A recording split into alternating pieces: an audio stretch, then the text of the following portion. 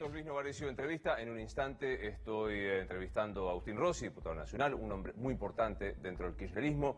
Algunos ya lo vuelven a ver con la posibilidad de presidir la Cámara de Diputados. Bueno, veremos qué es lo que sucede después del 27 de octubre. Parece un tránsito bastante extenso de aquí hasta que asuma el 10 de diciembre las nuevas autoridades. Hoy fue un día en lo económico particular, es el día Labor Day en los Estados Unidos, no hubo casi operaciones, 12 millones de dólares que se operaron, hubo una cierta tranquilidad. Volvimos a otros temas, apareció el dólar blue nuevamente, habló el presidente del Banco Central, no hizo modificaciones a las medidas, sigue siendo muy complicado para muchas empresas, no solo grandes sino pequeñas, que tienen sus dineros en los fondos y que los tenían para pagar los sueldos y sobre los que ayer la Cunza nos decía en el programa que se va a pensar en un sistema por el cual se les daría un crédito caucionado con estos fondos. Sí, lo económico sigue siendo todavía una incertidumbre. Me parece interesante hablar con Agustín respecto de la cuestión más política. Si hay vínculos o no entre el gobierno y el sector de Alberto Fernández, ¿qué va a pasar? ¿Qué país le deja al, todo indica, eventual presidente Alberto Fernández? Así que ya lo recibo y charlamos de política y también de economía. ¿Qué haces, Agustín? Hola, Luis. ¿Todo bien? Todo bien. Gracias por venir. No, por favor. Ya estuviste acá, así que la pregunta de nos morimos y qué pasa no te la voy a hacer. Y aparte estamos un poquito más apremiados por la coyuntura. Defínime el momento político que estamos viviendo. Y es un momento difícil, ¿no? Un momento difícil porque está claro que las elecciones PASO legalmente convirtieron a todos los precandidatos en candidatos, pero el candidato opositor quedó notablemente fortalecido y el candidato oficialista, que a su vez es el presidente de la nación, quedó fuertemente debilitado y eso genera esta sensación, ¿no? Que estamos en un gobierno que está terminando su gestión, que las expectativas de los argentinos en general, de los operadores económicos, sociales, políticos y demás están puestas en Alberto Fernández presidente. Y bueno, y una economía que venía complicada previo a las PASO termina complicándose muchísimo más. Con un cambio de ministro, aparece un nuevo ministro de emergencia, ¿no? Porque claramente asumen una situación de demasiada complicación que me parece que va día a día, ¿no? Va día a día y... Es así, casi hora a hora. Día a día para ver de qué manera se toman las medidas que se tienen que tomar. En algún sentido, en algún criterio, yo digo que no se entienden demasiado, digamos, ¿no? Porque, por ejemplo, se tomó las medidas para reprogramar el pago de las letras, ¿no? Y que enojó a muchos empresarios que tenían allí para pagar sus sueldos, gobernadores de provincias, no está resuelto los fondos comunes de inversión y demás.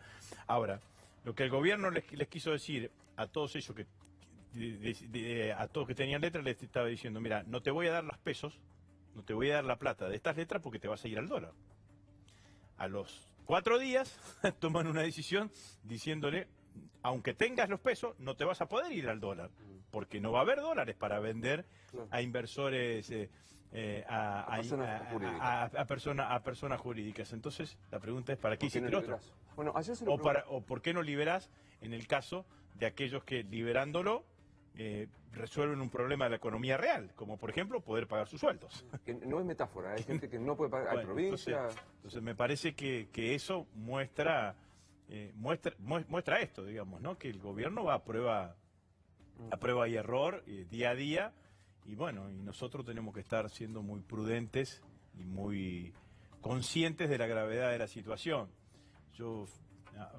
Fijémonos, Alberto se fue una semana a España, ya está en España.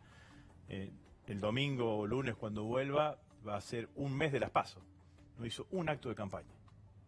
Todo lo que hizo fue escuchar, hablar con el gobierno, con el presidente las veces que el presidente así lo requirió, hablar con los sectores, estar preocupados o ocupados más preocupados sobre la evolución de la economía, pero me parece que en eso tiene suerte Macri, que le ganó a Alberto Fernández, que es un dirigente racional, prudente, moderado. ¿Cómo tomaste cuando la Cunza dijo, conversamos con Alberto pero no cogobernamos? Es que es así, nosotros no estamos cogobernando, las decisiones las tiene que tomar el gobierno, las tiene que tomar el presidente y las tiene que tomar en su caso el ministro de Economía. Lo que nosotros deseamos que las cosas vayan en un determinado sentido. En primer lugar, nosotros no creemos, y yo personalmente estoy absolutamente en contra de la idea de que cuanto peor mejor. Porque la realidad es que la historia política argentina tiene dos transiciones similares, que uno puede tomar referencia, no similares, pero uno puede tomar referencia. Alfonsín Menem. La situación se terminó como con tierra arrasada, hiperinflación y demás. A Menem le costó 2 años, sí, claro, para encontrarlo a caballo, y el plan de convertibilidad. Puede estar de acuerdo, a favor, pero la inflación fue. Pero fue un punto de referencia, digamos, ¿no? Ordenó su programa económico. Duhalde, hasta que aparezca Labaña pasó 1 año. Entonces, la realidad es que si nosotros nos imaginamos reconstruir la Argentina, queremos empezar el 11 de diciembre del 2019 con algunas anclas, que no digan que sean, qué fortaleza, unas columnas refortalecidas, pero que sí que haya algunos anclajes desde el cual se pueda empezar a reconstruir la Argentina. ¿Creíste en algún momento, algunos, los más críticos decían, Macri va a incendiar todo, que mató a las reservas y más, y que se haga cargo Alberto? ¿Creíste en esa hipótesis? No, yo no creo en esas cosas, porque la verdad es que tampoco tenía reservas como para...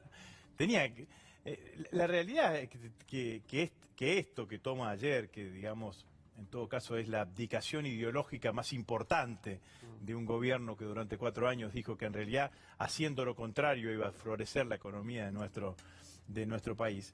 Era una cosa que parece absolutamente razonable en cualquier lugar del mundo.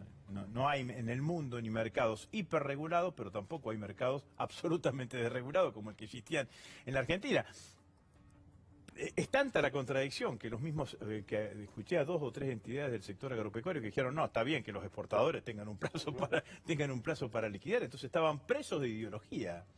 Que los llevó a este lugar. Pero bueno, parece que esto también significa la posibilidad de que los argentinos tomemos en cuenta, digamos, que estos modelos económicos y que dirigentes políticos que profesan estos modelos económicos no funcionan en este país. Siempre nos llevan a un lugar similar, y esto es un lugar de muchísimo dolor para el conjunto de la sociedad argentina. No va la CUNSA este miércoles, hay una negociación. Contame qué sabes de eso. No, sé lo que dijeron hoy, digamos, ¿no? Que decidieron no ir este miércoles, porque me parece que no tienen todavía el proyecto de ley armado, y me parece que hay sobre ese proyecto de ley una cantidad de dudas que vale la pena que las resuelvan antes de ir al Congreso. El ministro el miércoles pasado, cuando anunció las medidas, dijo 4 medidas, ¿no? Lo que hablábamos recién, renegociación compulsiva de letras, vimos lo que pasó a las 72 horas, que podría haber sido otro camino. La renegociación con el fondo, que todo el mundo le parece bien, que es razonable. Y después el ministro dijo, bueno, a los acreedores que están bajo ley extranjera, le vamos a dar este tratamiento, que es un tratamiento que le vamos a pedir a los bancos que nos presenten propuestas de renegociación voluntaria. Y a los acreedores, a los tenedores de deuda que están bajo legislación argentina, vamos a ir al Congreso de la Nación. Bueno, lo primero que yo quiero decir es que lo que no puede haber es disparidad de trato.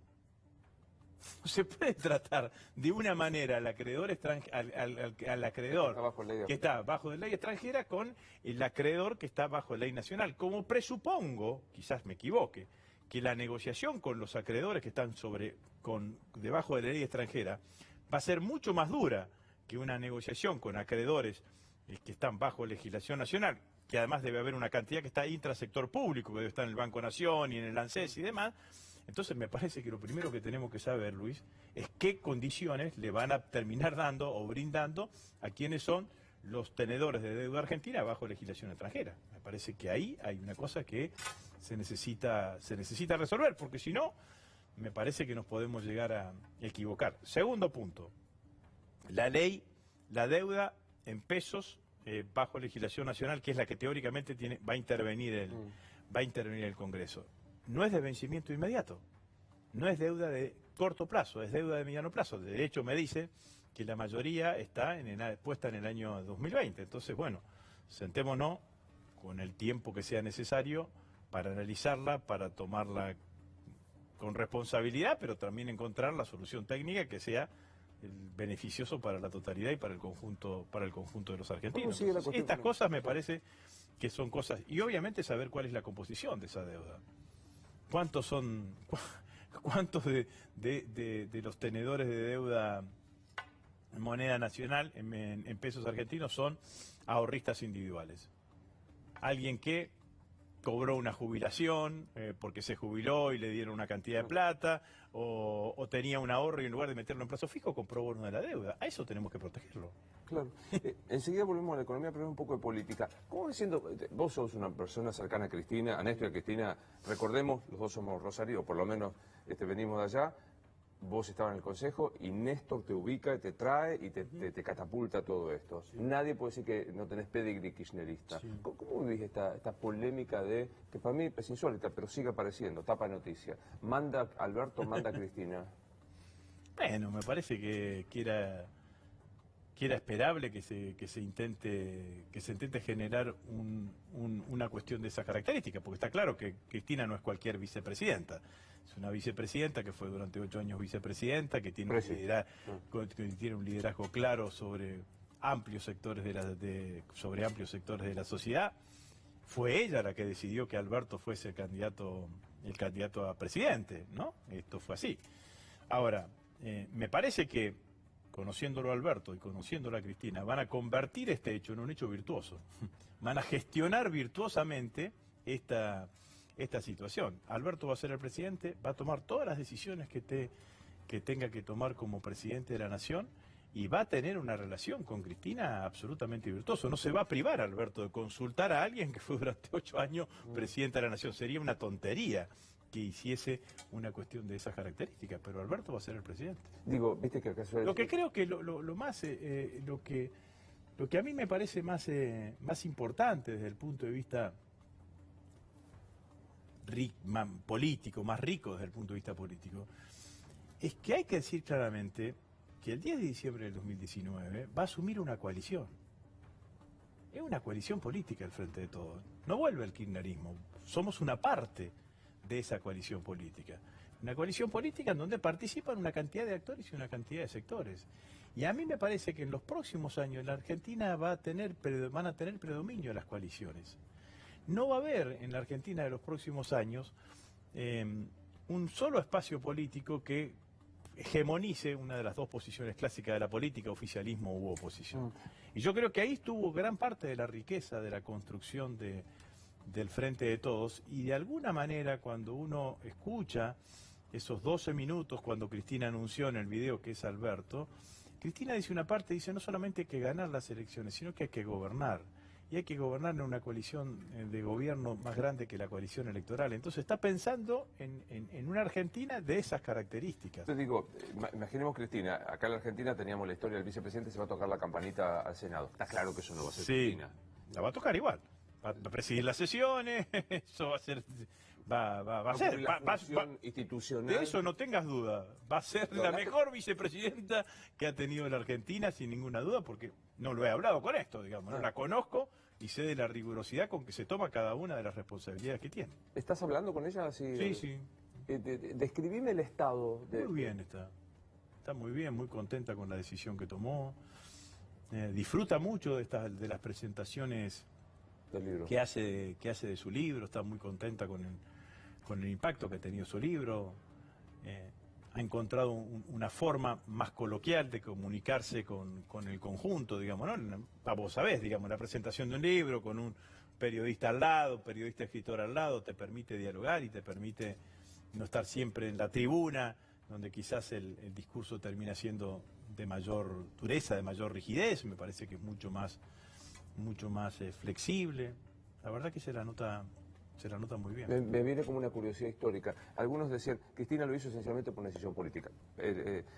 Lo digo todo el tiempo frente a, sobre todo los que pertenecen al kirchnerismo, no vimos nada, yo me equivoqué horriblemente, diagnostiqué pésimamente, sí. La verdad yo dije, Cristina se retiró de la gran política argentina, error, me equivoqué, todo esto. Ella lo hizo por estrategia política. ¿Crees que pesó más esto? ¿Su cuestión personal, su cuestión de con Florencia, qué crees que pesó más? No podría determinarlo, ¿no? Pero sí tengo en términos de peso, los dirigentes políticos somos seres humanos, digamos, ¿no? Y hay cuestiones personales que obviamente te pesan y te complican más en determinados momentos.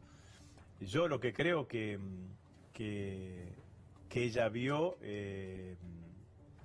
nosotros veníamos diciendo ya que queríamos construir una fuerza política amplia, que no era un momento de seguir cavando trincheras, sino de trazar puentes, de que había que construir un gran frente opositor. Yo me acuerdo cuando reasumí como presidente del bloque, cuando reasumí diputado, hablé con Cristina, le dije, mirá, le digo, me parece que la estrategia tiene que ser esta. Me dijo, yo estoy absolutamente de acuerdo, no nos peleemos con nadie de la oposición, nuestro adversario político es el gobierno, tenemos que construir la gran fuerza opositora. Pero era como que no nos creían, digamos, ustedes dicen todo esto, pero finalmente va a ser Cristina presidenta, digamos, ¿no? Sí, claro. Entonces, en el momento que Cristina toma la decisión de no ser ella candidata a presidenta y colocar a un dirigente político que además nos había criticado durante gran parte sobre todo de su propia gestión, digamos, ¿no? Porque Alberto fue 4 años jefe de gabinete de Néstor y solo medio año jefe de gabinete de Cristina, y después fue claramente un dirigente que nos criticaba. Me parece que dio una fuerte señal de que empezaba otra etapa política en la Argentina. ¿Querés presidir la Cámara? Yo estoy cómodo donde estoy, que es el lugar de ser presidente del bloque. La verdad que es una tarea que conozco, que la he desempeñado en diferentes momentos. Estos 2 últimos años me tocó ser presidente del principal bloque opositor, pero cuando fui los años presidente del bloque oficialista, me tocó ser presidente con mayorías claras, con mayorías ajustadas, en minoría, en la época del grupo A, así que estoy muy cómodo en esto, y además reconozco una tradición muy fuerte que hay en diputados, que es que el presidente de la Cámara corresponde a la provincia que mayor cantidad de diputados aporta, que es la provincia de Buenos Aires, así que... ¿Es cantado que es Massa en ese caso? Yo no participé de esa negociación, pero no sería una cosa que a alguien le podría sorprender, digamos, ¿no? Encabezó la lista de diputados de la provincia de Buenos Aires, ¿no? Desde que yo soy presidente de la Cámara, bueno, salvo el periodo en donde fue Eduardo Fellner, que era un ex gobernador que venía a presidir, pero estuvo Balestrini, estuvo Julián Domínguez, estuvo Emilio Monzó, de diferentes espacios políticos en general hay. Y en el peronismo, en general, eso está, digamos, el presidente de la Cámara de la provincia de Buenos Aires, el presidente del bloque del interior. Pero yo me siento muy cómodo con esto, la verdad que... Imagino que si te lo ofrecen es difícil rechazarlo. Bueno, sí, soy parte de un proyecto político, siempre me he sentido parte de un colectivo. Y esto es así como cuando Cristina un día me dijo, te necesito en el Ministerio de Defensa, y fui al Ministerio de Defensa. Obviamente que así como digo que estoy cómodo en este lugar, si mañana me necesitan o me convocan para otro lugar, en el Parlamento o en el Ejecutivo, estoy a disposición de lo que defina. Retomo lo que dijiste, ¿no? O sea, no va a ser, va a ser un gobierno de coalición. ¿Está mal definir, si gana Alberto, que es el tercer gobierno K? Sí, no va a ser un gobierno kirchnerista. No vuelve el kirchnerismo, vuelve otra cosa. Donde nosotros somos una parte importante. Alberto dice que Cristina puso el 80% de los votos. Somos una parte importante en dirigencia política, en militancia política, pero claramente que es una cuestión más amplia, y Alberto tendrá, entre otras de sus responsabilidades, además de conducir el país, tendrá que ser el articulador de toda esa coalición, ¿no? De hecho, bueno, está Massa, está... Vos fíjate cómo fue la composición en las cabezas de lista de los 4 principales distritos en diputados nacionales. Massa, del Frente Renovador en la provincia de Buenos Aires. Pino Solana, de Proyecto Sur, en Cava. Marcos Clery, del peronismo en nuestra provincia. Y Eduardo Fernández, del Partido Solidario, de Carlos Heller, en la provincia de Córdoba. Están los gobernadores, están las distintas organizaciones sociales, está el movimiento obrero. Me parece que es mucho más amplio. No vuelve el kirchnerismo, vuelve otra cosa. ¿Qué es esa otra cosa? Es una coalición integrada por la mayoría de los sectores peronistas, kirchneristas, progresistas de la sociedad argentina. ¿Qué lugar tiene la CAM por ahí? Es una organización muy importante. Una organización muy importante En el kirchnerismo y en general, en términos relativos, diría que no hay otra organización política más importante que la Cámpora en términos generales, digamos, ¿no? Definime ideológicamente la Cámpora. ¿Qué es para vos? Si tuvieras que... Peronista. Es el peronismo... Es una organización... Pero viste que ustedes los peronistas son raros. No, pero es una organización peronista con un liderazgo claro, que es el de Máximo, reconociendo una jefatura ineludible que es la de Cristina, pero su formación ideológica es una formación ideológica peronista. Del peronismo que tributa, digo, pues tenés peronismo que de Puerta de Hierro hasta... Sí, bueno, del peronismo que sentimos que Néstor y Cristina fueron los gobiernos peronistas más importantes después del Perón. ¿Definirías al peronismo como definirías de izquierda, centroizquierda? ¿Corresponde esa categoría? No tengo ningún problema que lo definan de centroizquierda, progresista, no tengo ningún problema, me siento un ser progresista, digamos, ¿no? Yo creo en el Estado, creo en la educación pública, creo en la igualdad, creo en el respeto, en el derecho de las minorías sexuales, de las minorías étnicas, creo en la movilidad social ascendente, creo en el derecho al trabajo, creo en la industria. Bueno, si todo eso define un progresista, yo me siento un progresista en esos términos. Digamos, ¿no? ¿Qué papel van a ocupar los gobernadores? Digo, Perotti de la provincia de los dos, Mansur, ¿qué papel van a tener? Bueno, Schiaretti en Córdoba. Bueno, Alberto ha dicho que él va a gobernar junto con los gobernadores, así que yo entiendo que van a cumplir un papel más que importante. A mí me parece que es así. Néstor también en el 2003, me acuerdo que tenía una relación privilegiada con los gobernadores en ese momento y seguramente la van a seguir manteniendo. A los que acusan a Schiaretti de no haberse jugado por el proyecto Alberto, ¿qué decís? Se lo tomó eso con mucha calma, digamos, ¿no? Porque a mí me parece que si hay una cosa que nosotros y como espacio político tenemos que saldar es la relación con la provincia de Córdoba y con los cordobeses.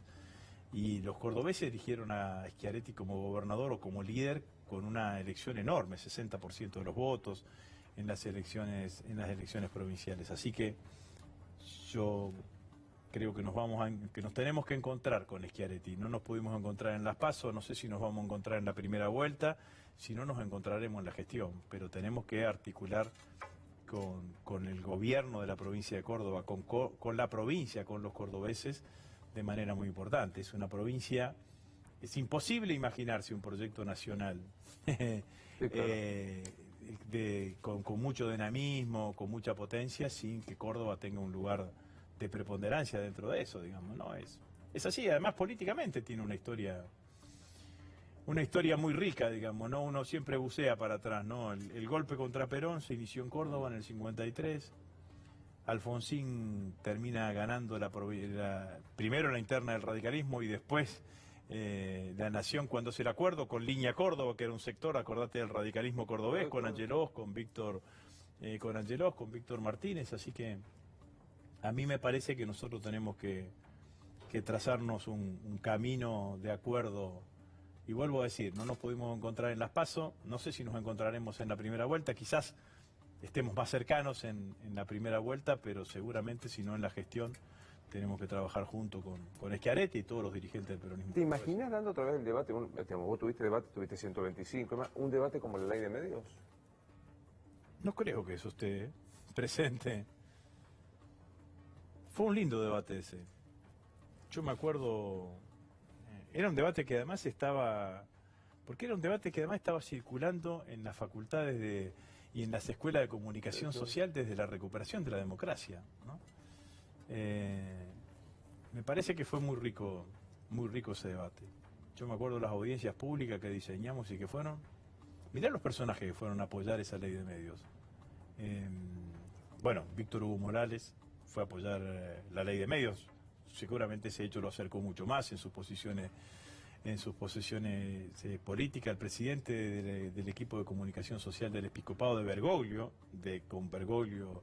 con Campanella, fue a apoyar la ley de medios.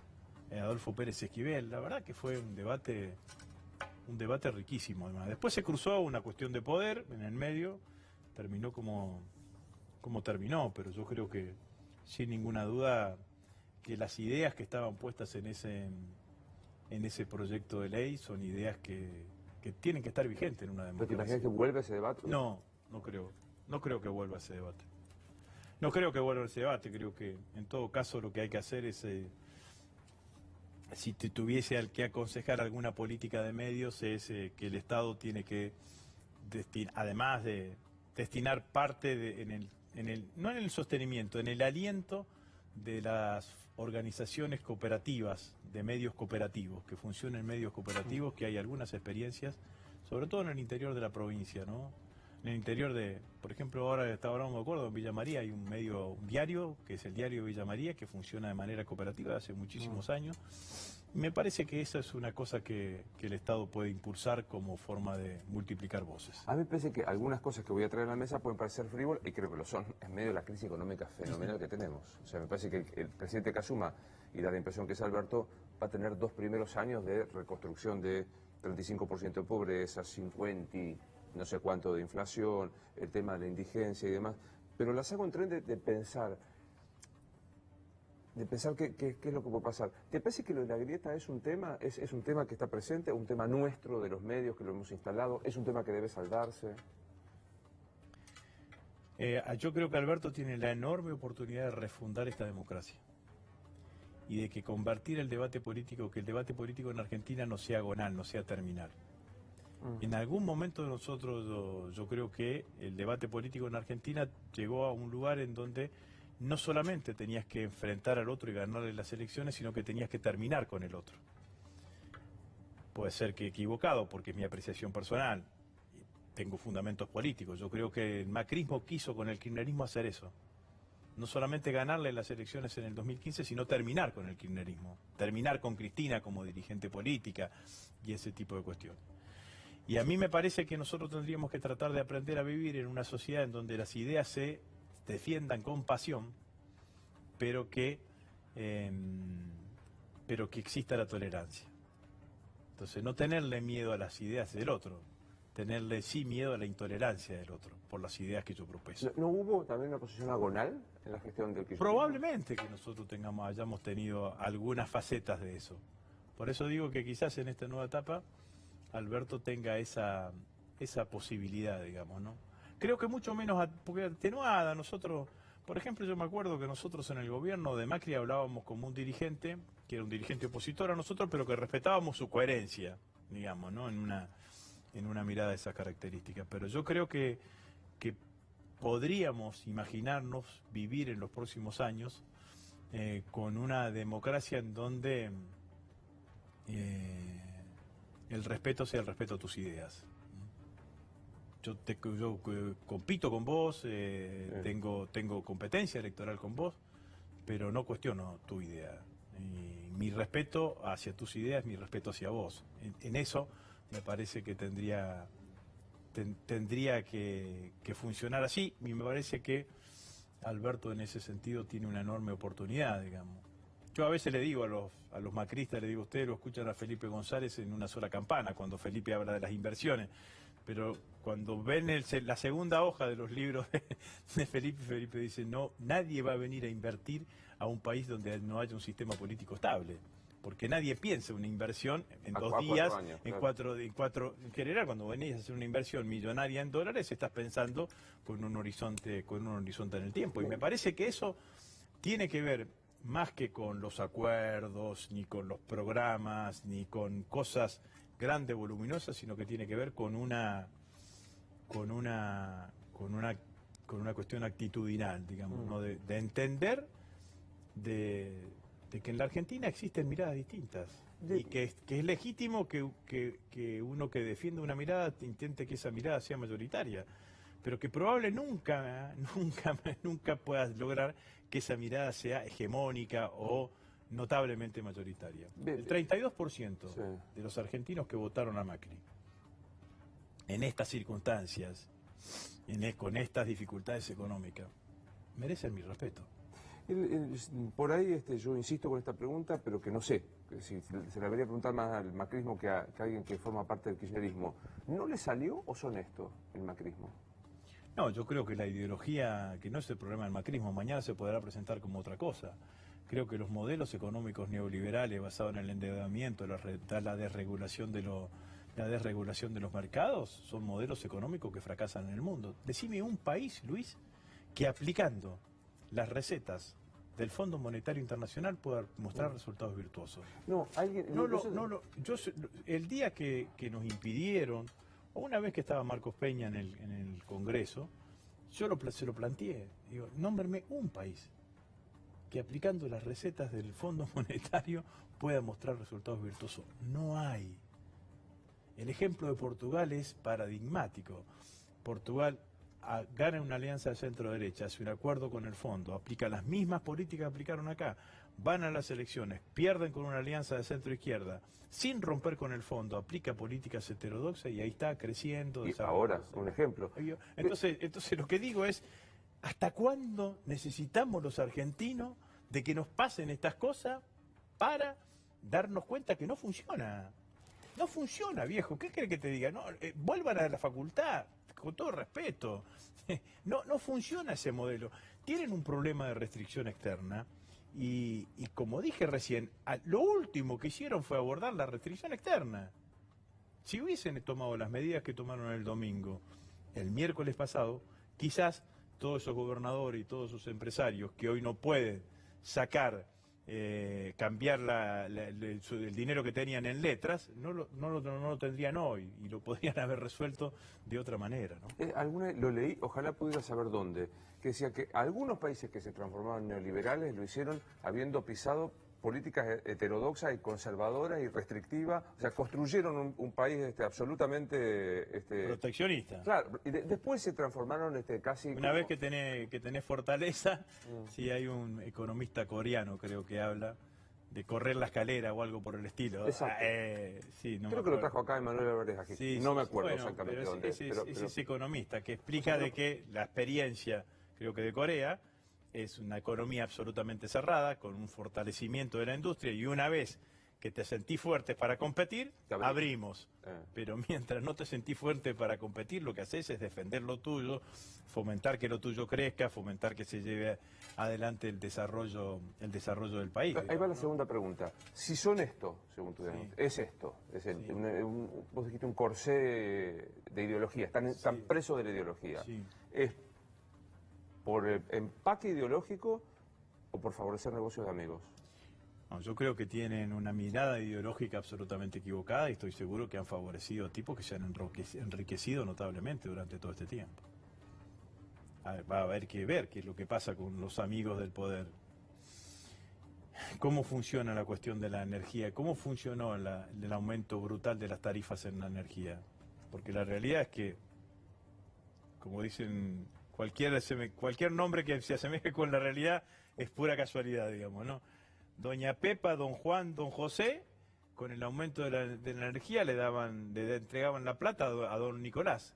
Y don Nicolás, en lugar de hacer las inversiones para que doña Pepa, doña Rosa, doña José tuviese mejor energía, lo que hacía decía, che, pero mirá la enorme timba financiera que me prestan acá. Me voy allá. A los 70% de... Al 70% y saco lo que tenga que sacar y fugo lo que tenga que fugar, digamos, ¿no? Lo de Laura Alonso es una vergüenza. Lo que técnicamente no es delito, no haber nunca puestole freno a los conflictos de interés, tener alguien de la Oficina Anticorrupción que te diga, bueno, nosotros a los nuestros no los vamos a investigar, vamos a investigar el pasado, eso se puede hacer en el marco de una impunidad de protección mediática que en algún momento tuvo este gobierno, que lamentablemente, la verdad es que yo creo que esa protección mediática le terminó jugando en contra al gobierno. Porque leyendo lo que le escribían, lo que le decían, o la Patria Consultora, dejó de ver claramente la realidad, y la realidad estaba pasando por otro lado. ¿Te imaginás Laura Alonso, los amigos del poder, respondiendo ante la justicia por esta situación? Será una cuestión de la justicia. Y ahí, digamos, porque digo, la justicia, cito siempre al fiscal Delgado, dice, tiene más claro el calendario electoral que los políticos mismos. Te digo, ¿y ahí? Y yo deseo que vuelva al Estado de Derecho, Luis. Yo deseo que la justicia argentina funcione, el derecho tenga lugar, que las decisiones de los jueces estén conforme a derecho, que exista el principio de inocencia, que esté garantizado el principio de defensa, que tengamos jueces que no sean discrecionales, que tengamos decisiones judiciales que no sean arbitrarias, que todos seamos iguales ante la ley y que el Poder Judicial no tenga hijos condenados. La verdad que creo que ese es el deseo y creo transmitirte exactamente lo que piensa Alberto, digamos. En Comodoro Pi, para poner una generalización, porque después va a saltar alguno, pero digo, en Comodoro Pi, como norma, ¿rige el Estado de Derecho o existe la arbitrariedad? No, Comodoro Pi es lo peor que tiene la justicia argentina, salvo algunas excepciones, digamos, ¿no? Excepciones que confirman la regla. Pero ahí, además ahí hay otro problema, que yo como no soy candidato lo voy a decir, porque además lo dije cuando era candidato, precandidato. El maridaje corrupto que existe entre los servicios de inteligencia y Comodoro Pi es insostenible. No puede existir lo que existe hoy en ese lugar. Entonces, hay que cortarlo. Yo proponía una cosa, yo decía que hay que cerrar la actual AFI, pero sin duda que ese foro está infectado por todo lo que significa la operación de los servicios de inteligencia. Bueno, a mí me parece que esa es una deuda que tenemos como democracia, digamos, ¿no? El mejor funcionamiento de la justicia, sin ninguna duda, y el tema de los servicios de inteligencia, que Cristina sobre el final de su mandato le dio una vuelta, yo creo que hay que darle una vuelta de tuerca, porque tampoco entiendo, mira que fui ministro de Defensa, digamos, ¿no? Digo, existe la inteligencia estratégica militar, que esa conozco porque en realidad tiene un objetivo que es evaluar la evolución del instrumento militar de aquellos países que al presidente de la nación, como un comandante en jefe de las Fuerzas Armadas, le interesa. Existe la inteligencia criminal, la que depende hoy de Patricia Bullrich, que es la que está utilizada para combatir o prevenir o desarmar aquellas bandas que delinquen contra la criminalidad común o la criminalidad organizada. ¿Qué es lo que tenemos ahí? ¿Qué otro? Claro. ¿Qué es lo que tenemos ahí? Vos me podés decir, mira, podría existir algo en el área de la Cancillería, de diagnóstico, de análisis, de ver cómo evolucionan los movimientos políticos, sociales, económicos hacia el interior de determinados países. Inteligencia en el sentido que se hace sobre fuentes, es diagnóstico que se hace sobre fuentes públicas, que a veces hay que saberlas analizar y que ese es el arte de la inteligencia, no es la inteligencia de la gente 86 que andaba.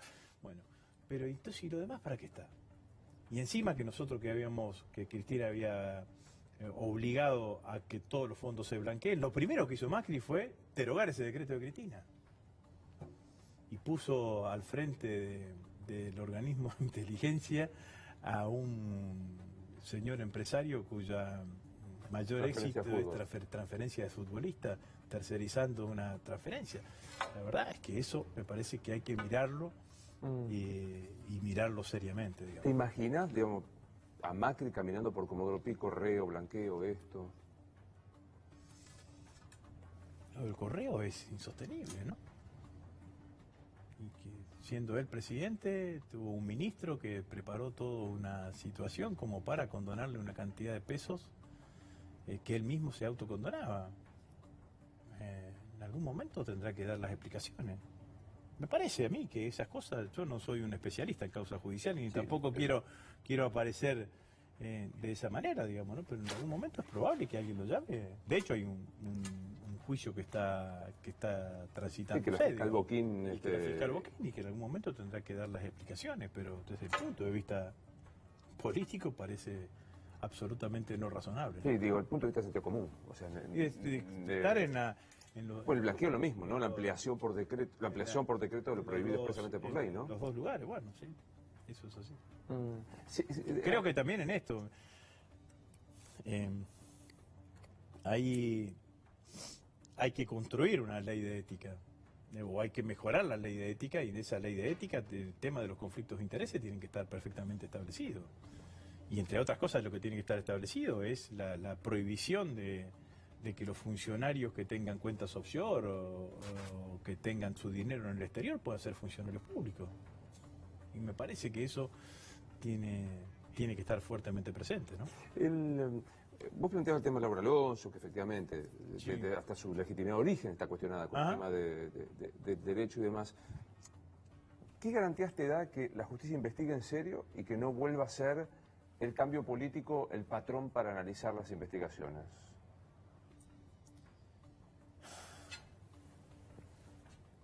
Yo creo que nosotros lo que tenemos que transmitir... me voy a contestar así.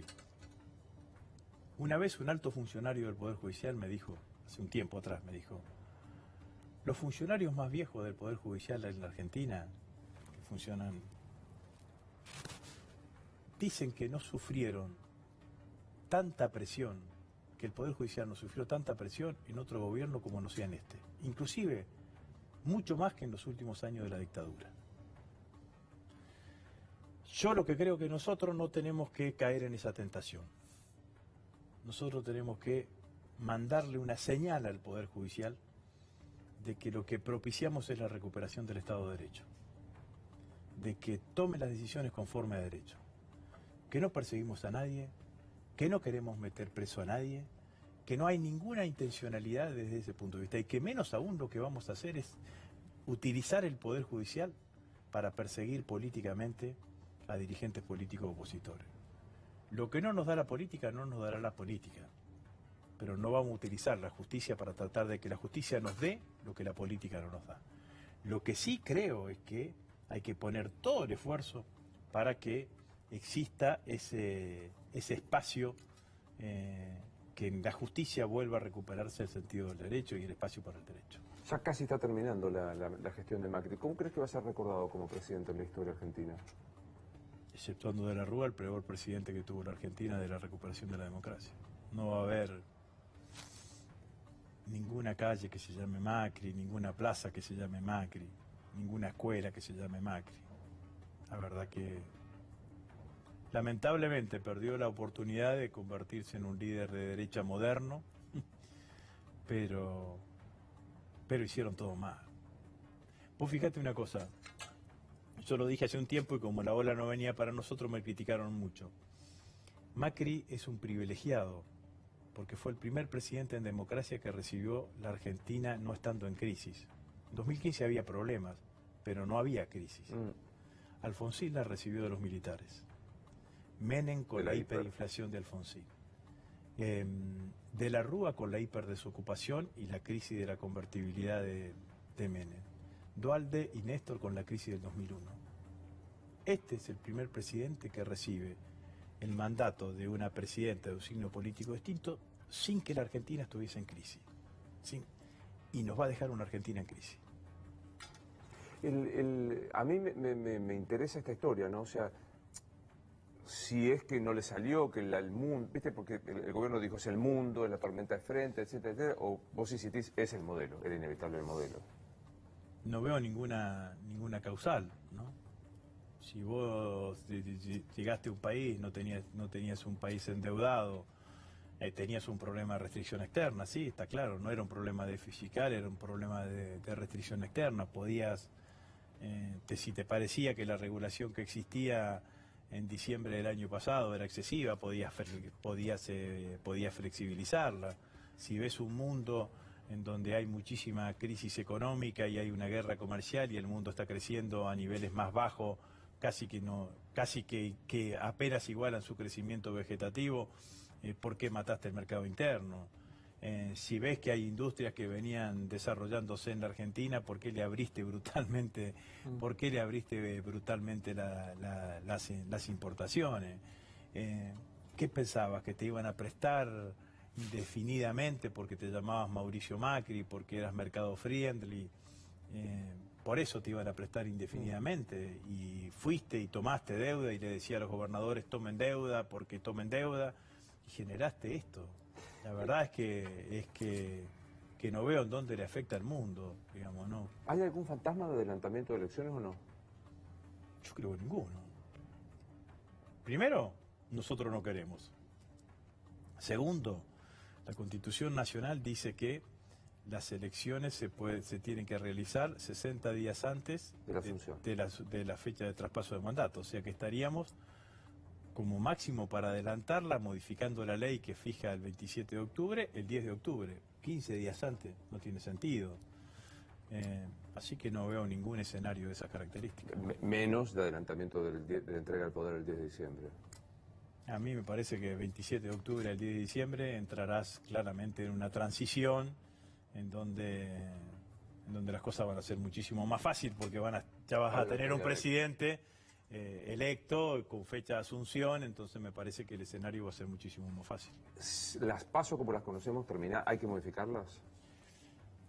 Yo reivindico las PASO, porque antes de las PASO la decisión de elegir los candidatos estaba en la élite de los que conducían los partidos políticos. Con las PASO quedó en la posibilidad de que sea la sociedad que elija quienes finalmente son los candidatos. Así que yo esa decisión la sigo reivindicando, me parece que es más democrático, que es más participativo, que mejora. Nosotros en la provincia de Santa Fe tuvimos PASO. Macri en el 2015, cuando claro. fue Sanz Carrió. con Carrió y con Sanz, con Carrió y con Sanz tuvo PASO.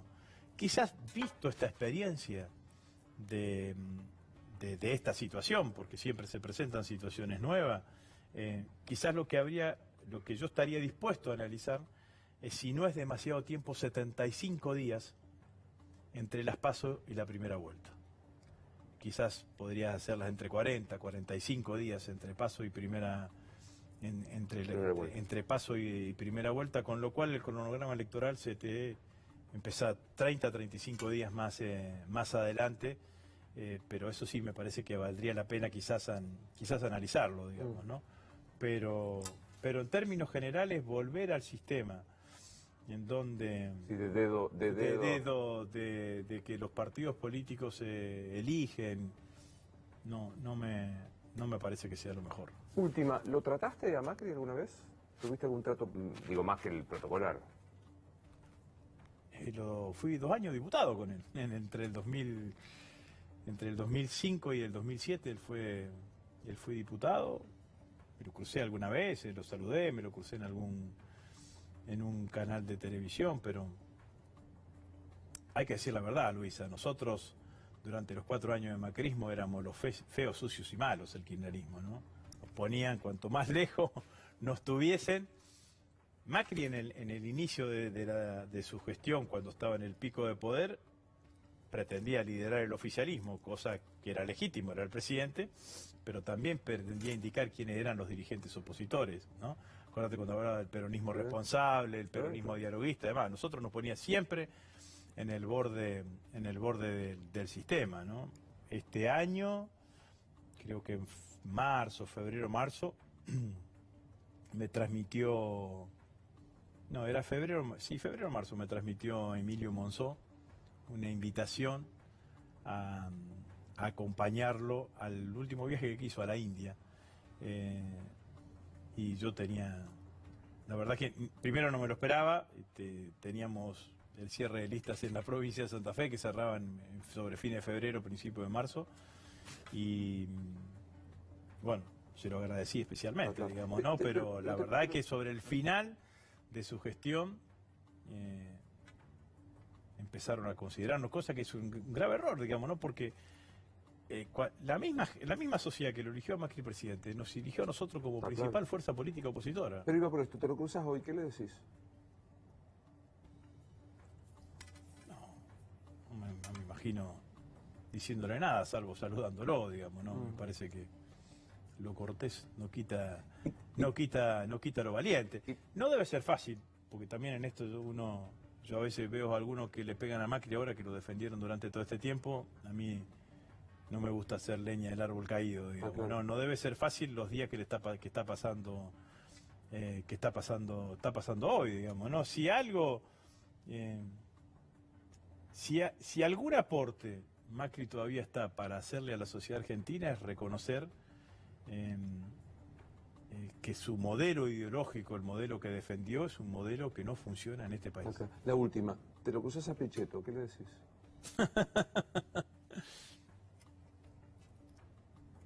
Yo tengo una cosa de contradicción mía personal con él, porque durante muchos años tuve una relación afectiva muy cercana, digamos, ¿no?